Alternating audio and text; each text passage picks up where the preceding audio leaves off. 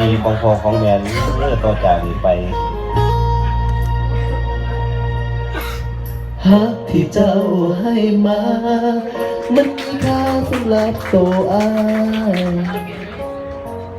ายบ่เคยที่ทำร้ายมันอายมีแค่เพียงเจียมตัวก่อนทุนหัวสิมาพัวพันโปรดอย่ามาทิ่มความฝันที่อายเลยนะบ่เคยให้ใจกับใครทั้งหัวใจก็มีแต่เจ้า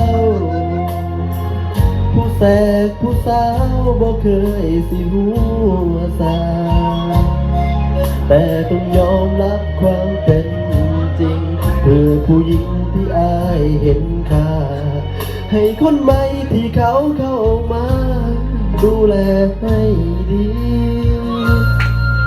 ขอเสียงแล้วไปแล้วสำหรับอายและเจ้านั้นมีค่าที่ผ่านมาหาเจ้าจริงให้เกียรติน้องเป็นผู้หญิงที่อายนั้นมีอยากเอ่ยปากที่เธอว่าแฟนโดนคุกคามสักครั้งก็ยังดีอยากให้รู้ว่าที่เห็นแบบนี้อายมีเหตุผล